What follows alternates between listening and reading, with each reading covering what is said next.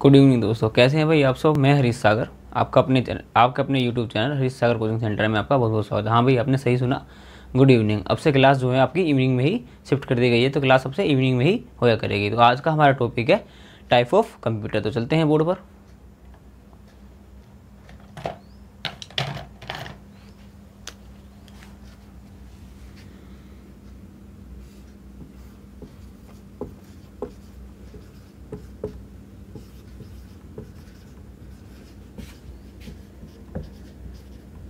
Type of computer, computer के प्रकार।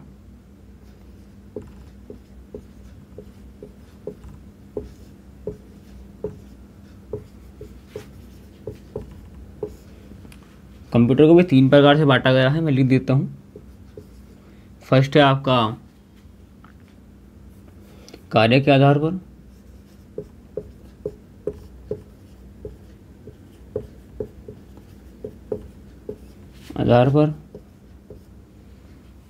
Second है आपका साइज के आधार पर, यानी कि आकार के आधार पर।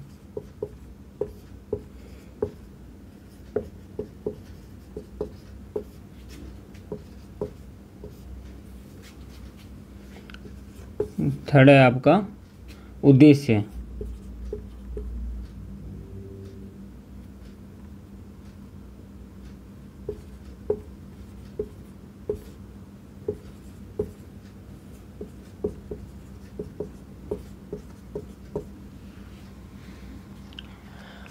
According to work, according to size और अकॉर्डिंग टू पर्पज़। ठीक है, 3 प्रकार से आपके कंप्यूटर को बांटा गया है। तो स्टार्ट करते हैं हम आगे। तो इसमें पढ़ने वाले हैं हम शुरू में कार्यों के आधार पर।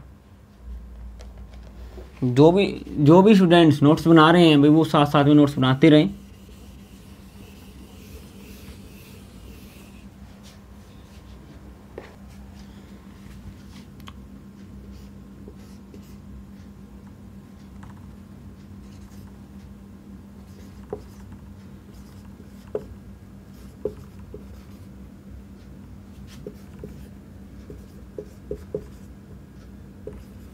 टाइप ऑफ कंप्यूटर,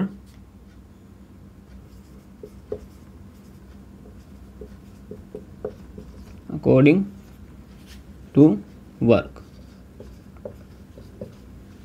कार्य के आधार पर कंप्यूटर।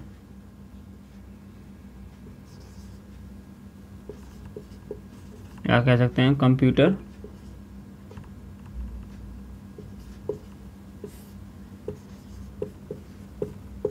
कार्य के आधार पर। ठीक है, इसमें आपके कौन कौन से कंप्यूटर थे मैं लिख देता हूँ। सबसे पहला आएगा आपका एनालॉग कंप्यूटर, एनालॉग।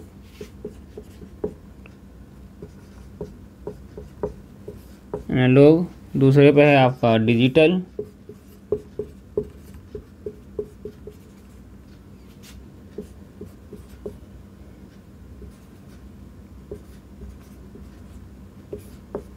तीसरे नंबर पर आपका आता है हाइब्रिड।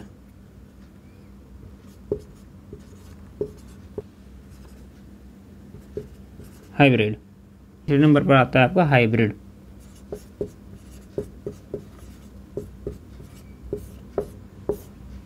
Hybrid computer. ठीक है, तो अब ये किस किस काम में यूज होते हैं मैं बता देता हूँ आपको। लिखते हैं इसमें। इसका जो यूज है भाई, इसका होता है भौतिकी गणना।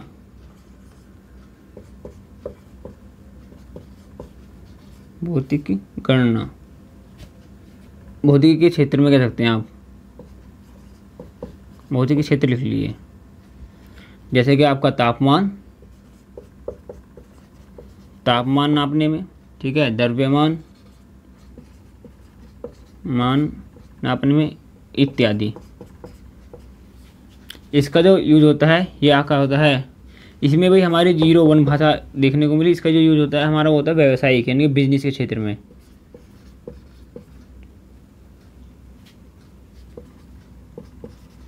व्यवसाय और एनिमेशन।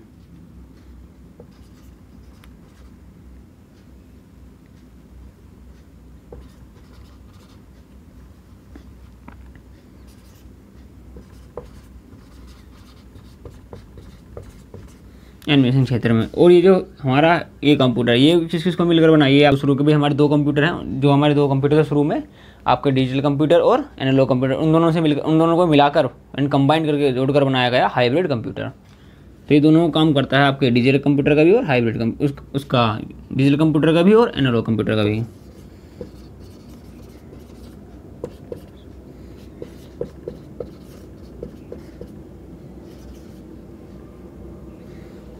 एनालॉग कंप्यूटर का भी और डिजिटल कंप्यूटर का भी। और डिजिटल कंप्यूटर का काम कैसे करता है मैं बता देता हूँ।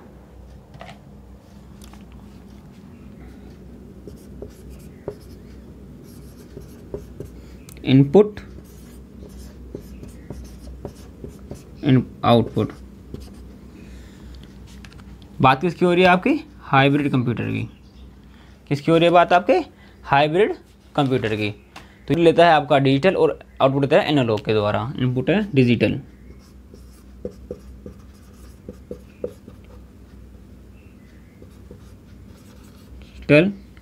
और यहाँ पाएगा एनालॉग कंप्यूटर के द्वारा। अभी इसके उदाहरण क्या है? इसके उदाहरण है आपके एग्जाम्पल हैं, आप देख सकते हैं।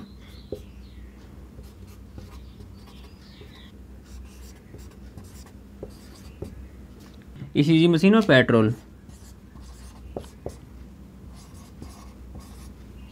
पेट्रोल वाली मशीन, ठीक है। ये आपके इसके और भी बहुत से एग्जाम्पल है, मतलब मैं फिलहाल दो ही समझा रहा हूँ, आपको दे रहा हूँ, ठीक है। जिसमें दिल की धड़कन चमकती होती है ना, वो दो करती रहती है, तिरछी से इस प्रकार चलती रहती है, वो कभी ऊपर कभी नीचे, कभी ऊपर कभी नीचे, कभी सीधी। तो ये जो काम होता है हमारा, ये काम किसके द्वारा होता है? ये काम होता है हमारा ईसीजी मशीन द्वारा। तो इसमें क्या होता है भाई, ये जो इनपुट है वो तो ये आपका एनालॉग द्वारा, उसका जो आउटपुट देते हैं वो हमें देता है डिजिटल कंप्यूटर द्वारा। तो भाई जिसको तारना है तार लीजिए, बाकी मैं इसको रफ कर दूंगा। चलो भाई स्टार्ट करते हैं, रफ करते हैं।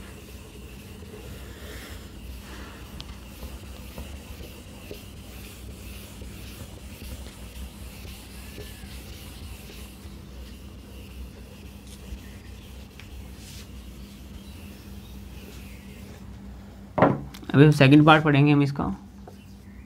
अब लोग पढ़ा हमने type of computer according to work, अब आएगा अकॉर्डिंग टू साइज।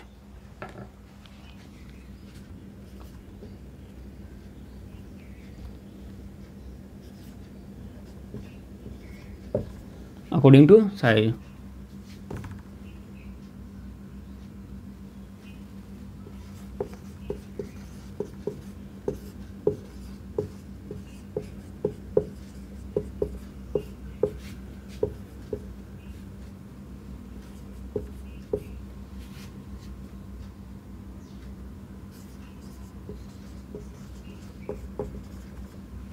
इसमें अकॉर्डिंग टू साइज यानी आकार के आधार पर कंप्यूटर, तो इसको बांटा गया है।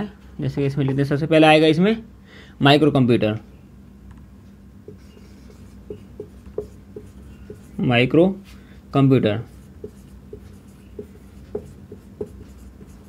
उससे बड़ा कंप्यूटर होता है आपका भाई, इसमें आता है आपका मिनी कंप्यूटर।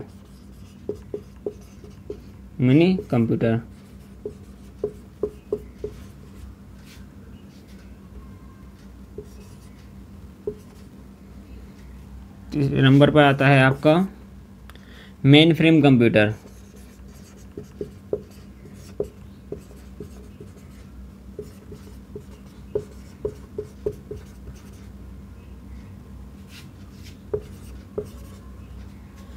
चौथे नंबर पर आता है आपका सुपर कंप्यूटर।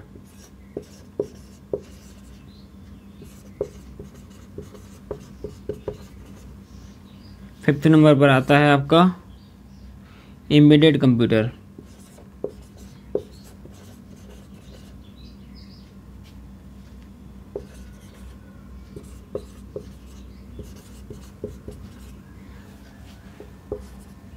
एम्बेडेड कंप्यूटर, तो ये हमारे वही 5 कंप्यूटर दिए गए आते हैं इसमें। सबसे पहले हमारा मिनी कंप्यूटर, माइक्रो कंप्यूटर, फिर मिनी कंप्यूटर, फिर उसके बाद मेन फ्रेम कंप्यूटर, और फिर सुपर कंप्यूटर और इमीडिएट कंप्यूटर। तो ठीक है, तो सबसे पहले हम पढ़ेंगे माइक्रो कंप्यूटर। माइक्रो कंप्यूटर क्या होता है, इसके अंदर कौन कौन से कंप्यूटर आते हैं।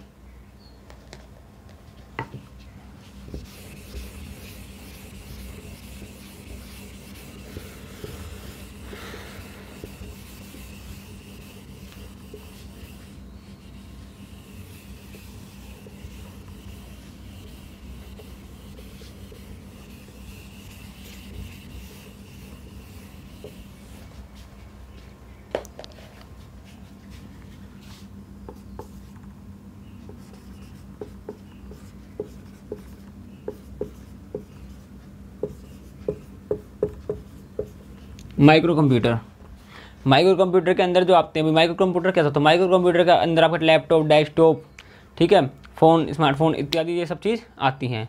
जो भी हम आज के टाइम में यूज़ करते हैं वो चीज़ होती है हमारे माइक्रो कंप्यूटर के अंदर। तो मैं लिख देता हूँ इसके अंदर क्या क्या चीज़ आती है आपके।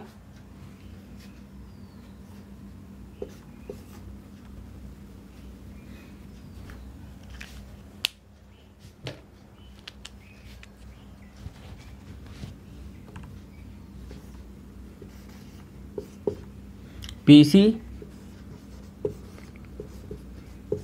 लैपटॉप,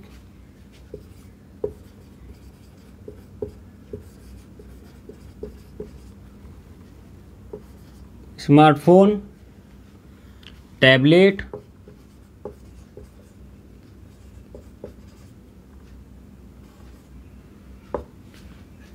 और इसके अंदर आते हैं टैबलेट, लैपटॉप और वर्क स्टेशन।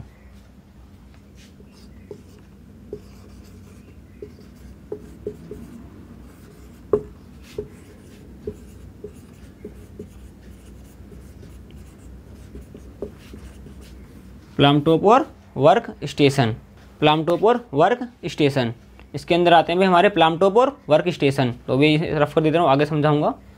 इसकी एक विशेषता और है, वो भी गलगल लिख लेते हैं, आकार में सबसे छोटा होना।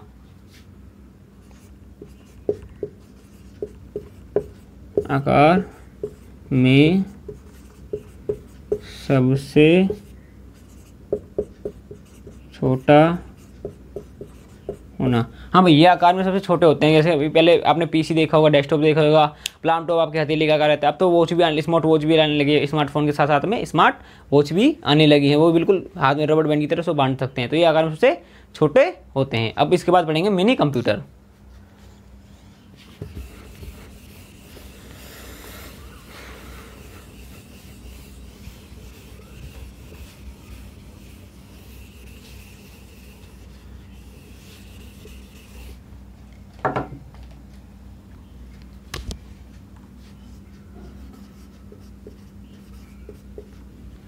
मिनी कंप्यूटर, मिनी कंप्यूटर के अंदर क्या है, ये आकार में भाई आपके माइक्रो कंप्यूटर से थोड़े से बड़े होते हैं।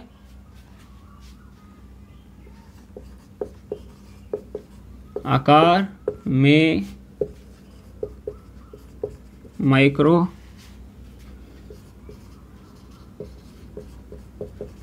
कंप्यूटर से बड़े।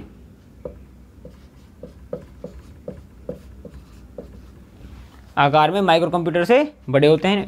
इसमें एक साथ कई लोग काम कर सकते हैं। इस पर इसमें भाई एक से ज़्यादा लोग काम कर सकते हैं। लिख सकते हैं इसे हम।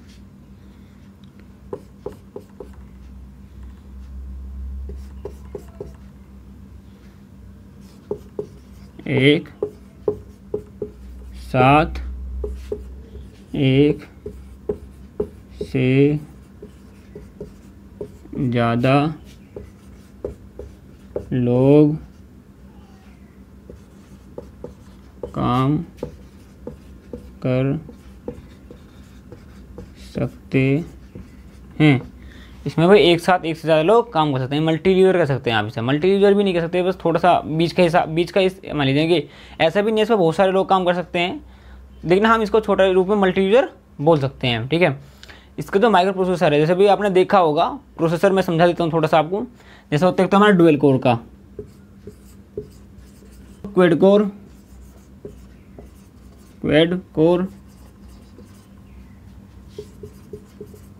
इसमें आपके दो प्रोसेसर लगे होते हैं, इसमें आपके 4 लगे होते हैं। और अगर बात हो आपकी ऑक्टा कोर की,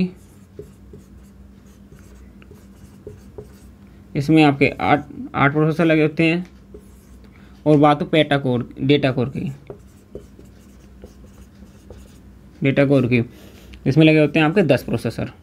ये काम एक ही प्रोसेसर यानी कि एक ही माइक्रोचिप के अंदर होता है। अगर भाई आपने जैसे लैपटॉप लिया हो कहीं से, लैपटॉप लिया हो या पीसी लिया हो, बोलते हैं ना भाई मेरा डुअल कोर है, मेरा क्वाड कोर है, या फिर आप कहीं भी पीसी वाली दुकान पर जाओगे जहाँ पर लैपटॉप का सामान वगैरह, लैपटॉप वगैरह मिलते हैं, तो वहाँ पर आपको बोलेगा सर आपको डुअल कोर चाहिए या आपको क्वाड कोर चाहिए या फिर ऑक्टा कोर चाहिए या फिर आपको डेटा कोर चाहिए। तो जितना भी ये चीज़ है, ये कंप्यूटर की स्पीड को दर्शाने के लिए बोला जाता है। कैसे भी, जैसे मान लो जो डुअल कोर का डेटा है, डुअल कोर का डुअल कोर का जो हमारा PC है उसको खुलने में लगभग 1 से 2 मिनट लग जाती हैं, ठीक है। लेकिन अगर हम डेटा कोर खोलने लगें या फिर हम, ठीक है, इससे निचला वाला जो हमारा है ओक्टा कोर खोले लगे उसको कुछ ही सेकंडों में खुल जाता है। इनकी प्रोसेस करने की गति, जब एक ही प्रोसेसर थोड़ा जल्दी काम करता है, इसे सोचिए जब इसके अंदर डुअल के अंदर 2 प्रोसेसर, ठीक है, क्वाड कोर के अंदर 4 प्रोसेसर हो गए, ओक्टा कोर के अंदर आपके 8 हो गए और डेटा कोर के अंदर हो गए आपके डेटा कोर के अंदर आपके हो गए ये 10 प्रोसेसर। तो ये कितना जल्दी काम करेंगे, कितनी जल्दी गणना करेंगे या कितनी जल्दी इसके अंदर बिजली सप्लाई करेंगे ताकि गणना तेज हो सके, ठीक है। तो आगे बढ़ते हैं।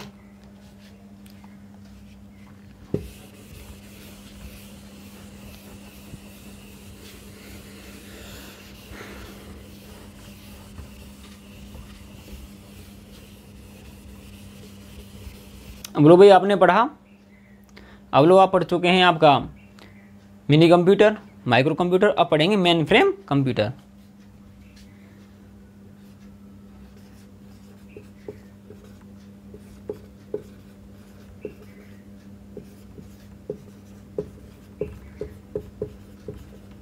मेन फ्रेम कंप्यूटर होता क्या है, जिसमें हम बहुत सारा डाटा एक साथ इकट्ठा कर सकते हैं, बहुत सारे डाटा एक साथ इकट्ठा कर सकते हैं। और ये मल्टी यूज़र भी होता है, ठीक है, ये मल्टी यूज़र भी होता है। इसको एक साथ बहुत सारे लोग चला सकते हैं, लगभग 1000 लोग इसको एक साथ रन कर सकते हैं, ठीक है, एक साथ को। आगे बढ़ते हैं, देखते हैं भाई, इसमें चलते हैं बोर्ड पर, चलते हैं भाई बोर्ड पर। पहला मेन फ्रेम कंप्यूटर कौन सा था भाई बताओ? फर्स्ट मेन फ्रेम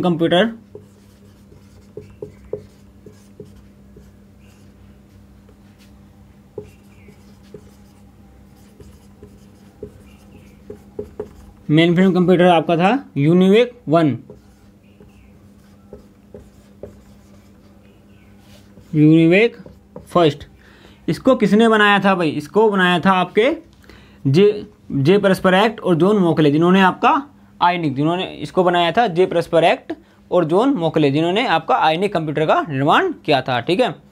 तो इसमें यूनिवेक की फुल फॉर्म लिख देता हूँ, थोड़ी सी जल्दी काम करते हैं, समय नहीं है।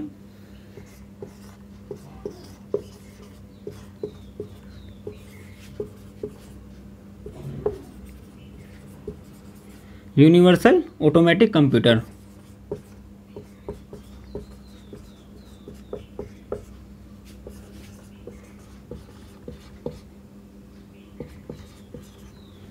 यूनिवर्सल ऑटोमेटिक कंप्यूटर किसने बनाया था भैया? ये बनाया था आपका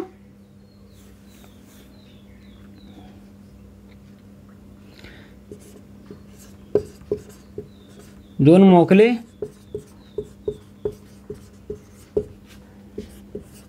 जॉन परस्पर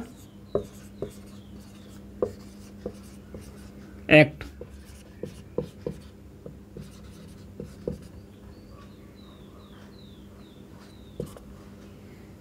जॉन मोकले और जॉन परस्पर एक्ट ने आपका पहला मेन फ्रेम कंप्यूटर बनाया, ठीक है। ये चीज़ याद होनी चाहिए।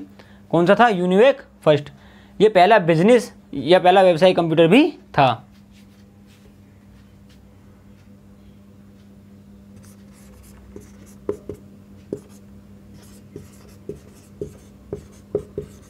व्यवसाय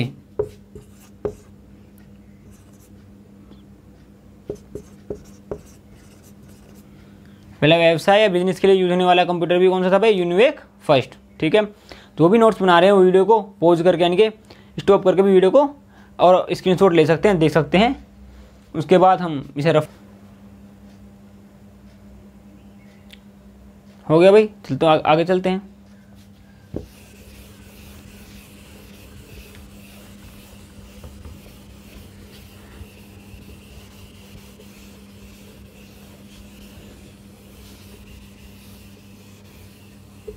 मेन फ्रेम कंप्यूटर, हाँ भाई अभी मेन फ्रेम कंप्यूटर चल रहा है, आगे बढ़ाएंगे इसमें थोड़ा सा, फिर उसके बाद सुपर कंप्यूटर चलेगा।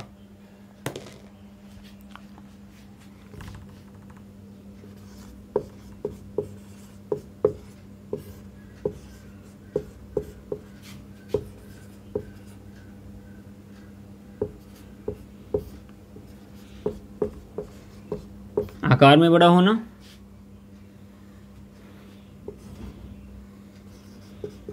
ज़्यादा डेटा स्टोर करना,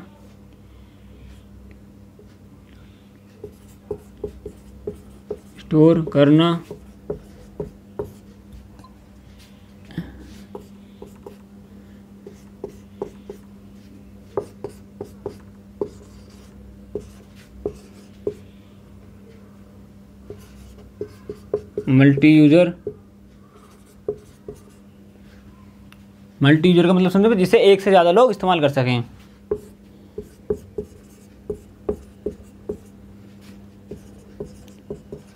ज़्यादा यूज़र लिख देता हूँ मैं यहाँ पे, यूज़र एक साथ यूज कर सकें, जिसे एक से ज़्यादा लोग यूज कर सकें। ठीक है, इसमें कौन कौन सी, इसका मैं उदाहरण समझा देता हूँ आपको एक तरह से कैसे काम करता था ये। जैसे मान लो आपकी कोई भी रेलवे की वैकेंसी निकल गई, ठीक है, वैकेंसी आ गई 15,000, 20,000, 25,000। आप अपने किसी दोस्त के साथ फॉर्म भरने, फिर फॉर्म फिल करने गए, भाई रेलवे का सभी जाते हैं। अब ऐसा तो है नहीं कि 15,000 भर्ती निकले कि 15,000 ही लोग फॉर्म भरेंगे, नहीं। अगर 15,000 भर्ती निकली तो 1.5 लाख बच्चे कम से कम फॉर्म भर देते हैं। ठीक है, कभी कभी ये आंकड़ा 15 लाख भी पहुंच जाता है। तो जैसे आप अपने दोस्त के साथ गए तो उसमें क्या होता है, आपने एक साथ ही तो फॉर्म भरा, लेकिन आपका रोल नंबर अलग अलग हो जाता है, बहुत अलग अलग। ठीक है, तो देखते हैं इसमें, समझते हैं आगे।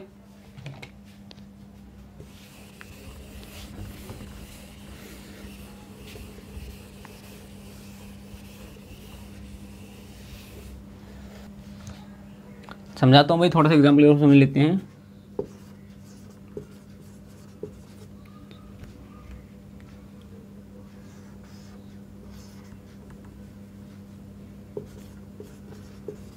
वैकेंसी निकली है आपकी, मान लो यहाँ पर 15,000, ठीक है, या फिर आपकी 8,000। अब बच्चे कितने फॉर्म भरेंगे, कम से कम 15,000 के लिए तो 15 लाख फॉर्म भर देंगे। 15 लाख बच्चे कम से कम फॉर्म फिल कर देंगे। अब आप अपने दोस्त के साथ जाते हैं तो ज़रूरी नहीं है भी आपका रोल नंबर उसका रोल नंबर सेम हो, नहीं होता, क्योंकि इसमें एक साथ लगभग 10,000 यूज़र इसको एक साथ यूज कर सकते हैं। ठीक है, तो इसमें यही कारण जो आपका और आपके दोस्त का रोल नंबर अलग अलग हो जाता है। तो इसमें क्या होता है आपका, ये कहाँ यूज़ होता है, ये आपका यूज़ होता है आपको गवर्नमेंट पोर्टल,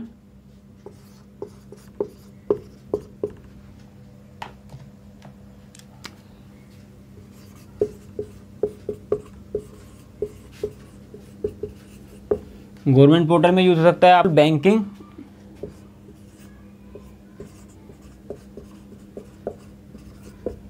रेलवे,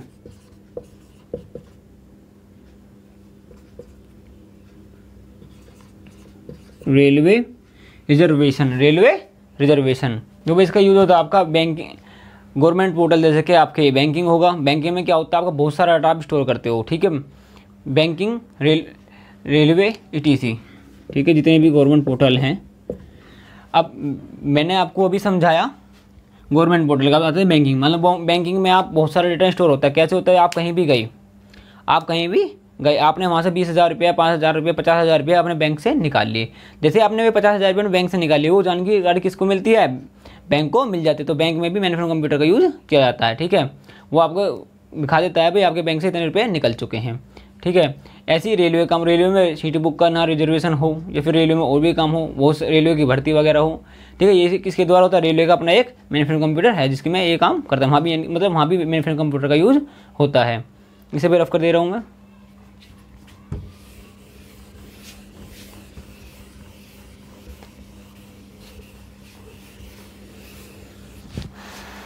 अपने फॉर्म भरते हैं, हमें कौन जोड़ता है भाई, मेन फ्रेम कंप्यूटर से तो जुड़ने चाहिए हम, डायरेक्ट थोड़ी भाई मेन फ्रेम कंप्यूटर पे जाके 1000 रोक देंगे तो मेन फ्रेम कंप्यूटर की संख्या ही बढ़ जाएगी।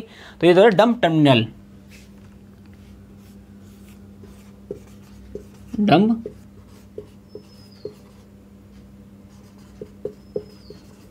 डंप टर्मिनल किससे जो, इसका काम क्या होता है, ये हमें एक स्थान से डेटा को दूसरे स्थान तक पहुंचाना।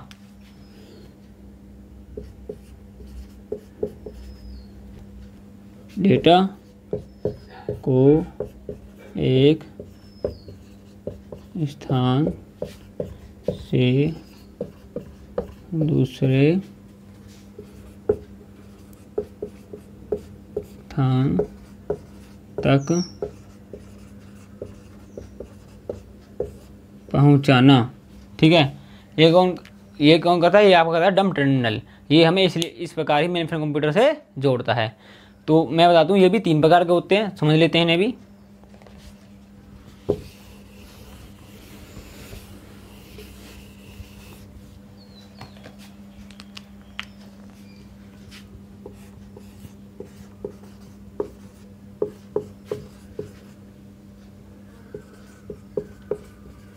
डंप टर्मिनल दूसरा होता है आपका, सॉरी पहला होता है डंप टर्मिनल, दूसरा होता है आपका स्मार्ट टर्मिनल।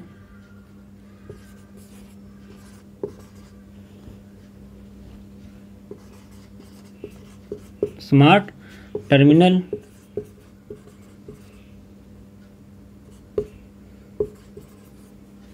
थर्ड नंबर पर आता है आपका इंटेलिजेंट।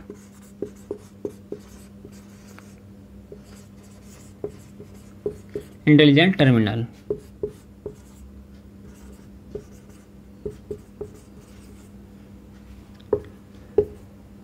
अब इसमें अंतर क्या होता है तीनों का काम क्या क्या अलग होता है?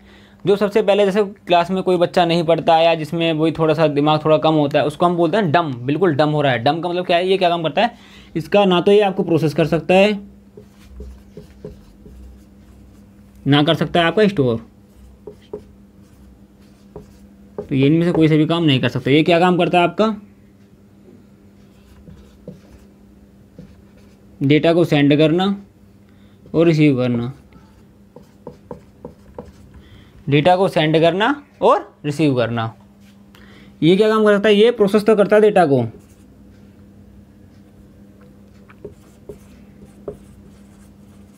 ये प्रोसेस तो कर पाता है लेकिन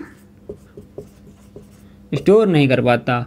अब ये इंटेलिजेंट है, जैसे भी आपने अभी पढ़ा था थोड़ी देर पहले, मैंने आपको पढ़ाया था, एक डिजिटल कंप्यूटर और एक एनालॉग कंप्यूटर, दोनों को मिलाकर बनना था आपका कौन सा? Hybrid computer. ऐसे इसमें क्या होता है? इसमें सारे काम होते हैं।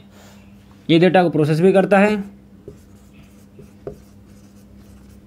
और स्टोर भी। ये वाले साथ वाले काम तो करता ही करता है, ये ना सोचें भाई ये काम नहीं करता। इनके साथ में प्रोसेस भी करता है डेटा को और डेटा को स्टोर भी करता है।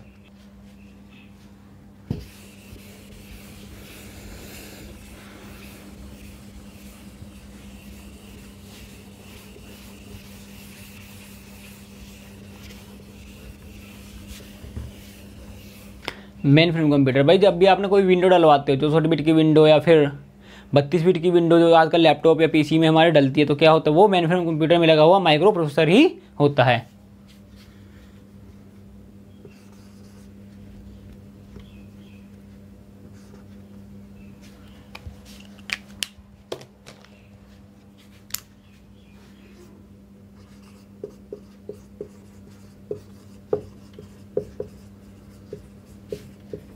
माइक्रो प्रोसेसर जो होता है इसमें 2 प्रकार के होते हैं भाई। ये तो याद होता है 32 बिट, या हो सकता है आपका 64 बिट,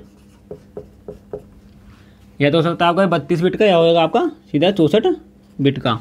ठीक है, इसीलिए जब आप विंडो वगैरह डलवाते हो उसमें आता है भाई आपका 64 बिट का लेनी है सर, आपको विंडो या 32 बिट की लेनी, तो वो आप किसके आधार पर बोलते हैं? वो आपके माइक्रो प्रोसेसर के आधार पर ही बोलते हैं कि आपके लैपटॉप या पीसी में या आपके कंप्यूटर में कौन सा माइक्रो प्रोसेसर लगा हुआ है। अब एक चीज़ जान लेते हैं, देखो भाई, एक बिट होती है आपकी कितनी? 0 और 1। एक ऑपरेशन कर सकते हैं 1 सेकेंड में, कितना ऑपरेशन करेगी? 1 ऑपरेशन। इसी प्रकार जो 32 बिट होती है, 32 बिट 64 बिट होते हैं, इसी प्रकार इसमें होते हैं 64 बिट या 32 बिट। अगर 64 बिट की बात कर लगूँ मैं यहाँ पर,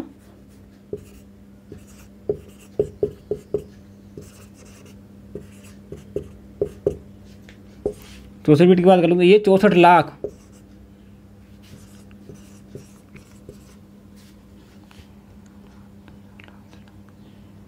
गणनाएं,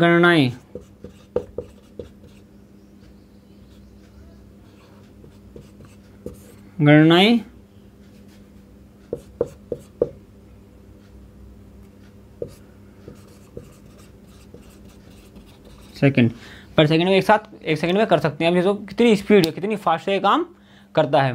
तो भाई आज हमने जाना माइक्रो कंप्यूटर, ठीक, कंप्यूटर टाइप ऑफ कंप्यूटर में हमने सबसे पहले काम के आधार पर कंप्यूटर पढ़े, अब फिर अब आ रहे हैं आकार के आधार पर। इसमें भी हमने 3 पढ़ लिए हैं कि आपके पहला है माइक्रो कंप्यूटर, मिनी कंप्यूटर और मेन फ्रेम कंप्यूटर। तो हम आज के लिए इतनी क्लास रखेंगे, कल के लिए हम स्टार्ट करेंगे आपको सुपर कंप्यूटर से।